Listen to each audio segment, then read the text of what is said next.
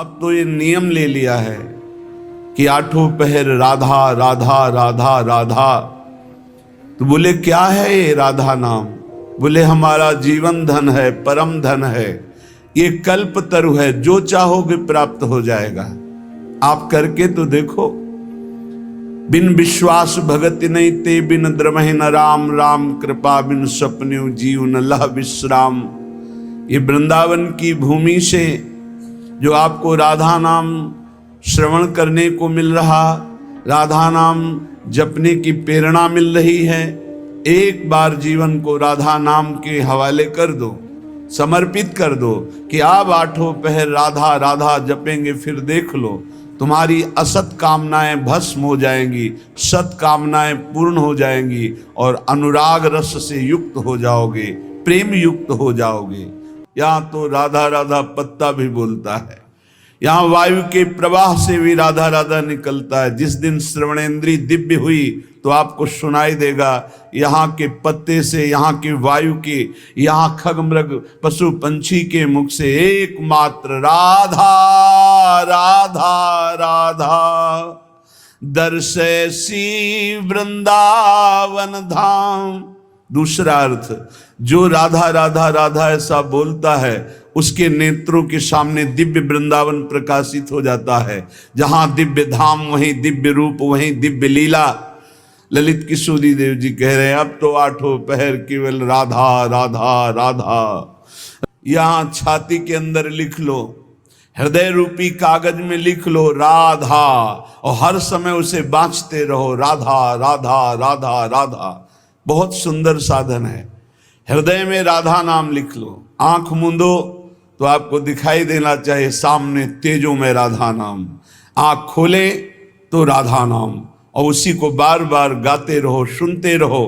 तो राधा नाम अंक आभूषण भूषित कर अंगनाच, राधा नाम लिखी पाटुलिया, ललित किशोरी बाँच साच, राधा नाम सो चित रात। परम सत्य राधा नाम से चित्त को जोड़ दो, राधा नाम के गीत गा करके नाचो, राधा नाम को बार बार हृदय में मानस पटल पर लिख करके बाँचो। इसी से परम अनुराग प्रकट हो जाएगा, जो चाहोगे वो प्राप्त हो जाएगा। राधा नाम ही सोना तो जाके नाम लेत प्रीतम सो, परत प्रीति को खातो। जो बोलता है राधा, प्रेम परवश होकर प्रीतम उसके जन्म जन्मांतर खाते को फेंक देते, नष्ट कर देते हैं। जो श्लोक में वही पद में, अनुलिख्यानंतान तदपराधान मधुपतिर महाप्रेमाविष्टम तो परम देयम विमसति। क्या इसे दूं? ये मुझे राधा नाम सुनाया, इसे क्या दूं? ऐसा श्री कृष्ण विवश होकर उसके लिखे हुए अनंत जन्मों के अपराध सब नष्ट कर देते हैं। जो विश्वास करे, खास बात है विश्वास की। ललित किशोरी पहले ते मन लातो। हाय बड़ा समय व्यर्थ चला गया, मुझे बचपन से क्यों राधा नाम सुनने को नहीं मिला, केवल राधा नाम ही रटता। कितना समय चला गया, इसके बाद परिचय में राधा नाम आया। ललित किशोरी जी कह रहे हैं यदि अब विश्वास हो जाए तो अब पकड़ लो राधा नाम, तो क्या होगा? होयो कुंज निवास। तुम कहीं भी शरीर रखो, तुम्हारा मन निकुंज में रहेगा। जगत क्यों जन्म जन्म भर मातो, राधा नाम ही सोना तो। ये जन्म मरण का चक्र बंद हो जाएगा, नवनिवृत्त निकुंज तुम्हारे नेत्रों में दर्शाने लगेगा। यदि राधा राधा बोलोगी तो प्रीतम तुम्हारे अनंत जन्मों के पापों का लेखा जोखा नष्ट कर देंगे। राधा नाम को उर्धार मिली है रसिक मुकुटमणि मोहन, आप ही कुंजन द्वार। राधा नाम को उर्धार। यदि राधा राधा राधा ऐसा बोले तो श्री कृष्ण हर समय तुम्हारे साथ है और निकुंज द्वार में तुम्हारा अद्भुत स्वागत होगा। राधा नाम जापक को दिव्य चिदानंद वृंदावन धाम में प्रवेश मिलेगा, उसका स्वागत होगा।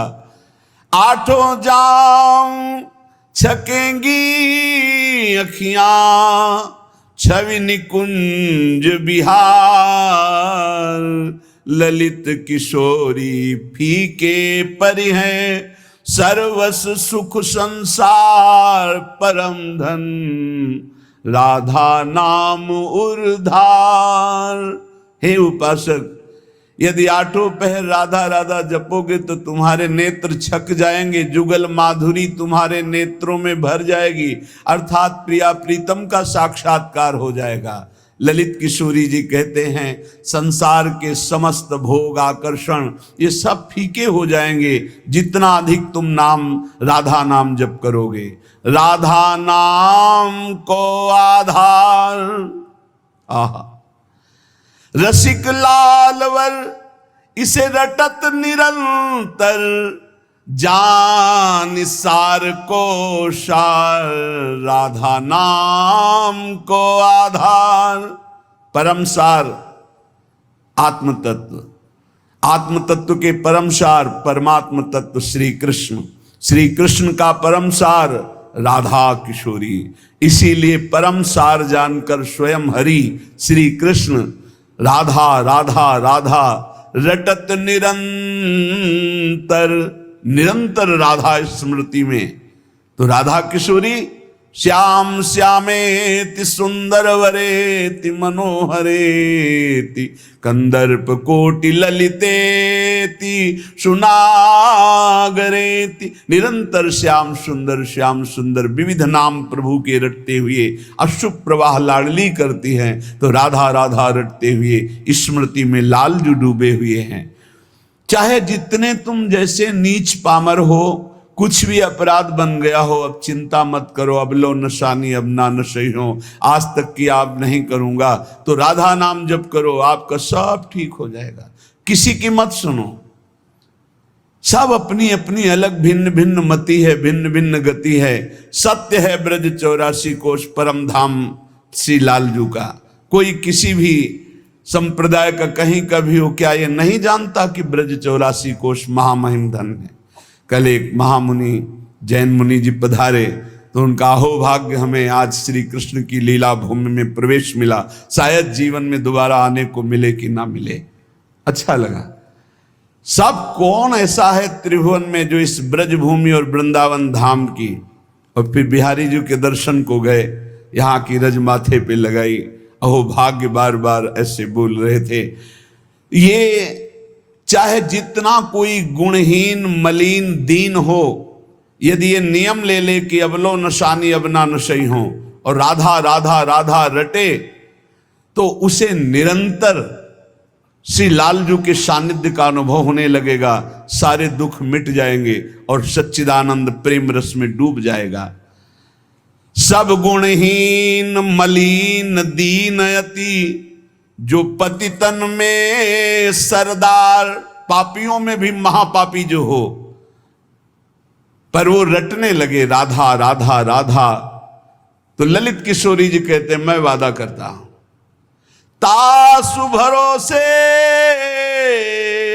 ललित किशोरी सो पांव पसार।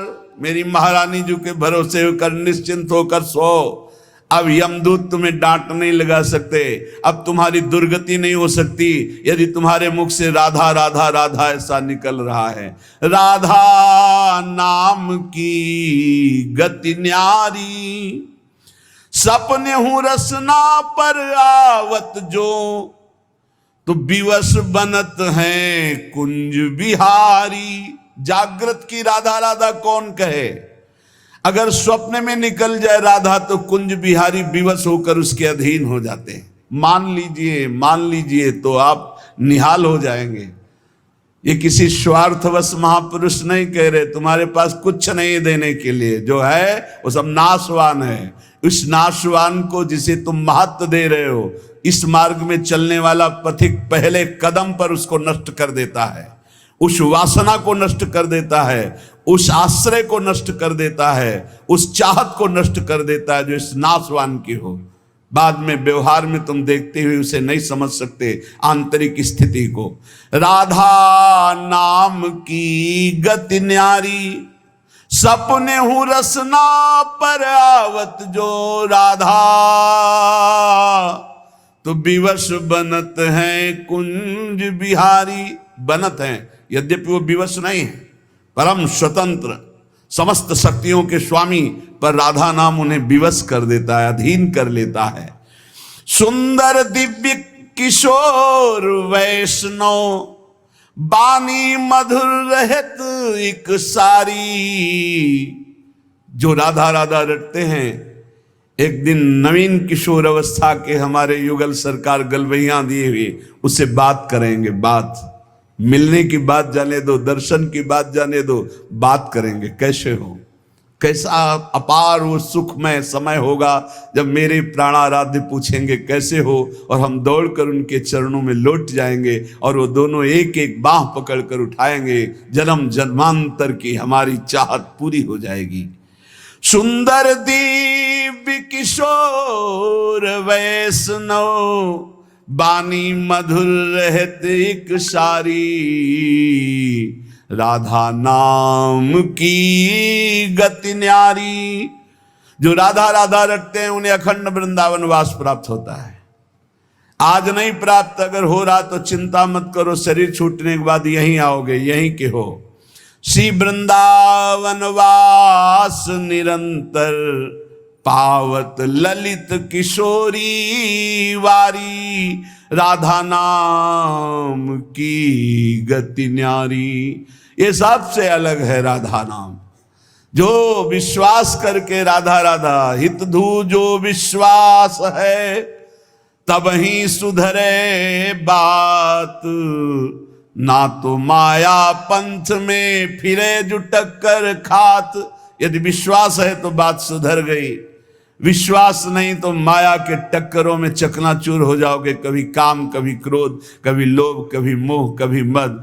तुम्हारा जो साथ देने वाला है वही तुम्हें नष्ट कर देगा। हमारी बात को समझना। यदि भगवद आश्रय नहीं तो तुम्हारा कोई नहीं है, भगवद आश्रय है तो सब विरोध में हो तो भी तुम्हारा कोई बाल बाका नहीं कर सकता।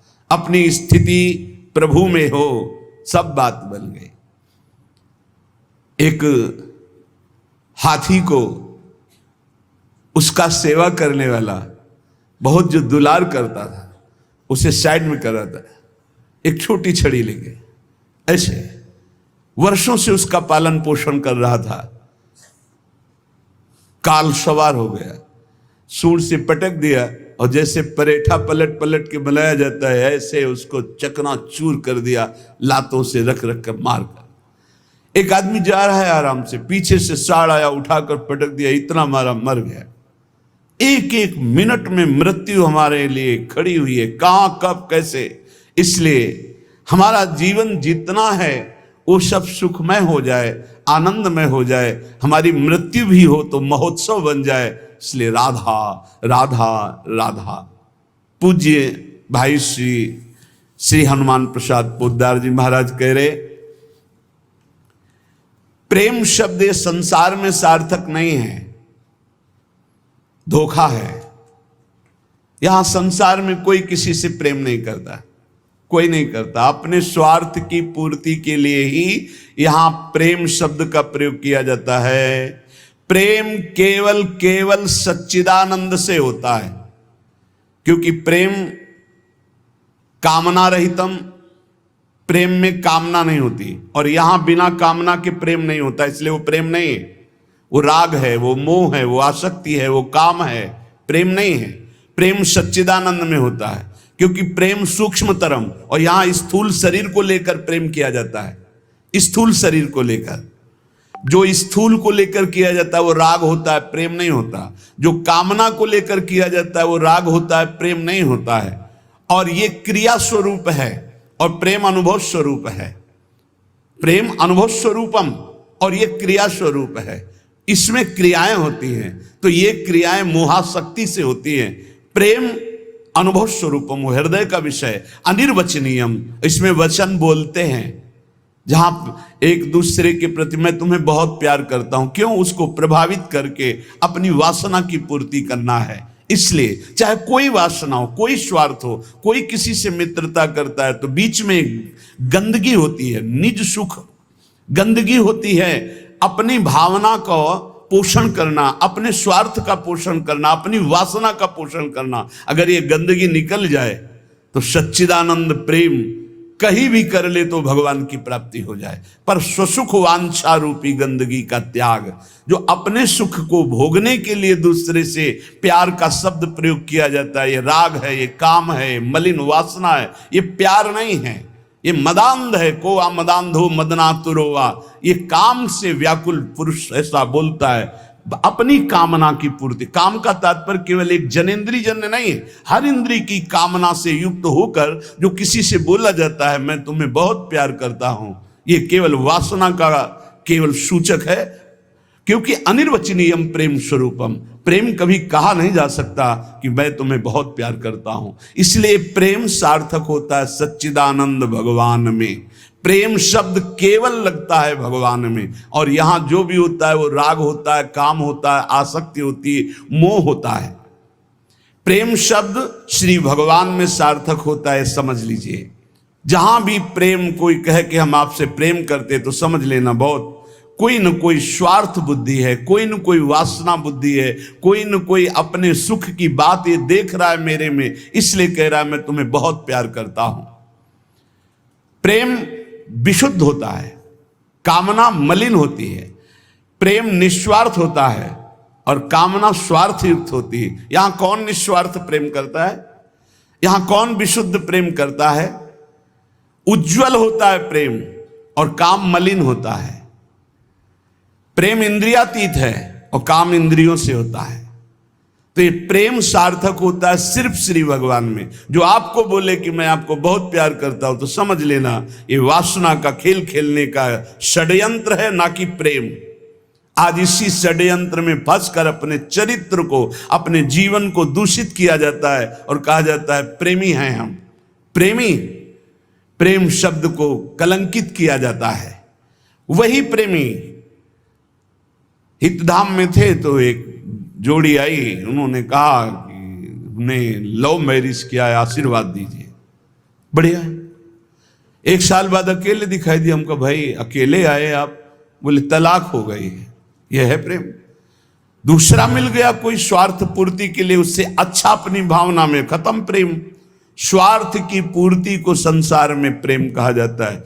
इसलिए प्रेम शब्द को गंदा न करो। प्रेम केवल अंतर में विराजमान निरंतर जिनकी सत्ता है उन श्री भगवान से होता है।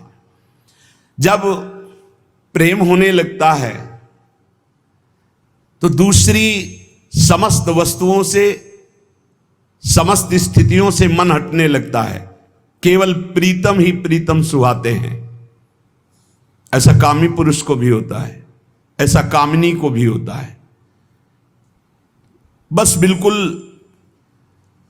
नजदीकी है काम और प्रेम में, पर प्रेम निर्मल भास्कर है और ये घोर अंधकार है। इसलिए गोस्वामी जी ने बहुत समझ कर मांगा कि काम ही नारी प्यारी जिम, लोभी जिम प्रिय दाम, तिमि रघुनाथ निरंतर प्रिय लागो मोहिराम। हमारा आपसे प्रीता कैसी हो? जैसे कामी पुरुष की कामिनी में होती है, जैसे कामिनी की कामी पुरुष में होती है, ऐसे हे नाथ मेरी चित्तवृत्ति निरंतर आप में लगी रहे।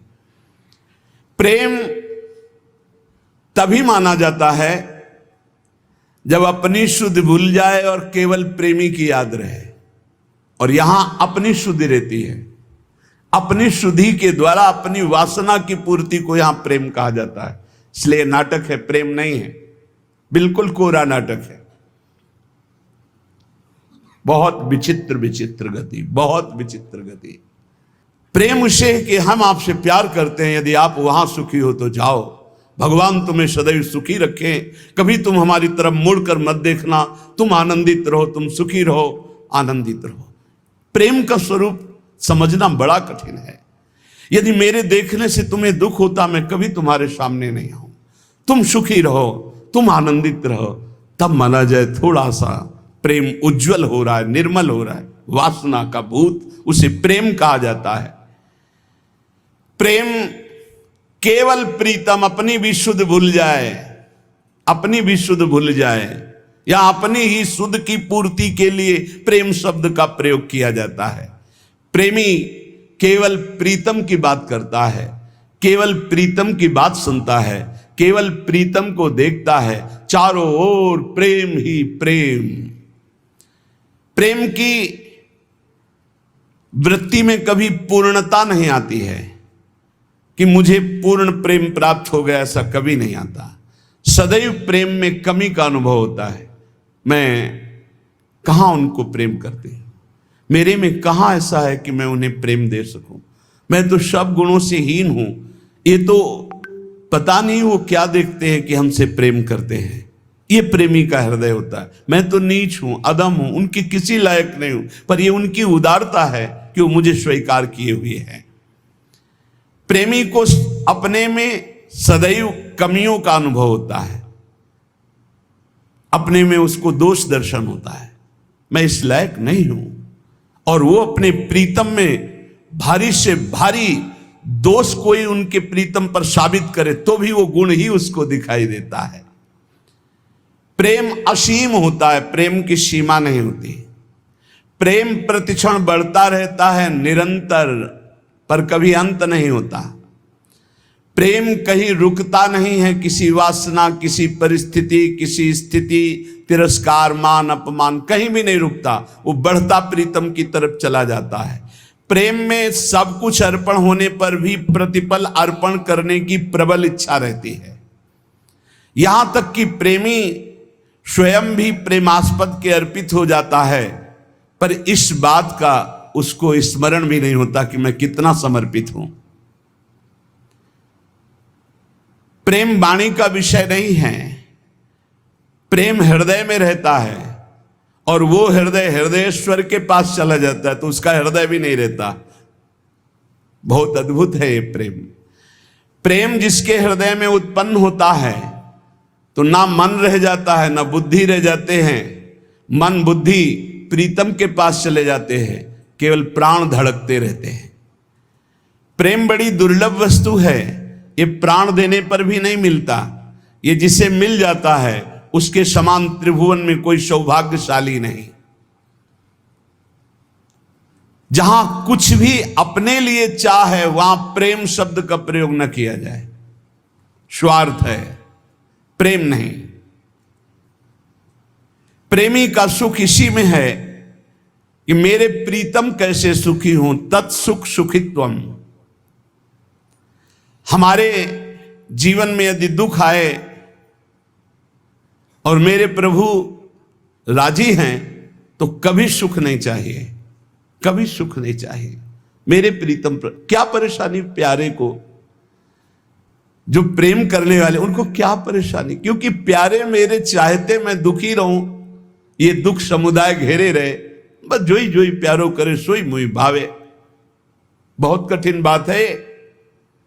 प्रवचन कर लेना सरल है, प्रवचन सुन लेना सरल है कि दुख घेरे रहें। एक जन्म के लिए आप प्रभु के लिए थोड़ा हिम्मत कर लो। कैसी भी परिस्थिति आवे, आपका नियम न टूटे, आपका भजन न टूटे। जो नियम बनाओ उसे चलने दो, प्राण चाहे निकल जाए, इस जन्म में भक्ति से पीछे नहीं हटना तो निश्चित भगवत प्राप्ति हो जाएगी। ये जीवन हमारा भगवत प्राप्ति के लिए है। बहुत सावधान, सुख दुख के ये भाव समुद्र के थपेड़े हैं। कहीं सुख में भूल मत जाना, कहीं दुख में घबराकर भक्ति मत छोड़ देना। आगे आपको बहुत सुख मिलेगा। ये भक्ति दुख सुख देने वाली नहीं, भक्ति सुख दुख में समान स्थिति पैदा करती है। भक्ति भगवान को आकर्षित करती है। और सही मानो आज तक खुद अपना अनुभव में बता रहा हूं, ये दुख, ये विपत्ति, ये रोग, ये नाना प्रकार का तिरस्कार, निंदा, यही ऊंचाई पर चढ़ाती है, यही सच्चाई पर चढ़ाती है, यही सच्चा शरणागत भक्त बनाती है। इसलिए जिसके जीवन में दुख है, विपत्ति है, नाना प्रकार की प्रतिकूलताएं हैं, डरना मत। तुमको उस ऊंचाई पर भगवान चढ़ा रहे हैं जहां तुम चढ़ ही नहीं सकते थे। सुख और सुविधा ये दुलार है। जैसे कोई बच्चा बहुत रोने लगे तो टाफी पकड़ा दे। सुख सुविधा अनुकूलता प्रणाम नमस्कार ये हमारे प्रभु का दुलार है। दुख प्रतिकूलता तिरस्कार अपमान विपत्ति ये कृपा है। और कृपा पात्र ही विश्व विजयी होता है। कृपा पात्र ही काम क्रोध लोभ मोह मद का नाश करता है। इसलिए सदैव अपने आराध्य देव की निष्ठा में रहे। त्रिपुरदास जी का एक नियम था, वो श्रीनाथ जी के चरणामृत का रोज पान करते थे। हमेशा चरणामृत अपने पास रखते थे। बिना जबान में चरणामृत गए वो अन्न जल नहीं रखते थे। वैसे ये नियम रखने की बात प्रायः सबको कही है। श्री जी का चरणामृत गुरु जी का चरणामृत जरूर पास रखना। जिसके पास चरणामृत की सुविधा न हो तो हम चरणामृत कुंड का नाम ले रहे हैं। मानसरोवर, राधा कुंड, श्याम कुंड, ये जो कुंड है इनमें हर संतों के चरणामृत है। ब्रज 84 कोस के बड़े बड़े सिद्ध संत जो चरणामृत नहीं देते वो भी इनमें स्नान करते।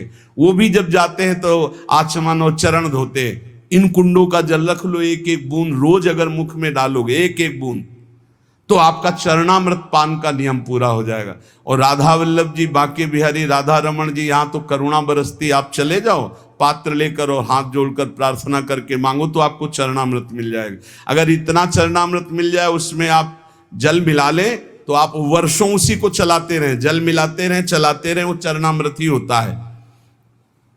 एक दिन संयोग की बात, जब आप भोजन करने के लिए गए तो जो श्रीनाथ जी के चरणामृत का पात्र था, वो जो चरणामृत मांगते थे मिल जाता था, सेवक देते थे।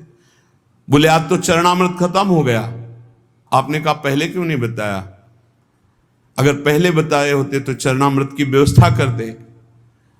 तो ठीक है, ठाकुर जी को भोग लगा दो, अब हम प्रसाद नहीं पाएंगे जब तक चरणामृत नहीं। ये पूज्य श्रीधर बाबा जी को हमने नियम देखा कि वयोवृद्ध थे, 3 बजे आसन पे बैठते प्रातःकालीन और 1 बजे तक जप करते। 1 बजे के बाद 2 साधक उनको उठाकर ले जाते परिक्रमा मार्ग में। वो साष्टांग दंडवत लोटपोट होते, फिर आते अपने ठाकुर जी की 4 परिक्रमा करते। इसके बाद हाथ जोड़कर मंदिर में चरणामृत लेते।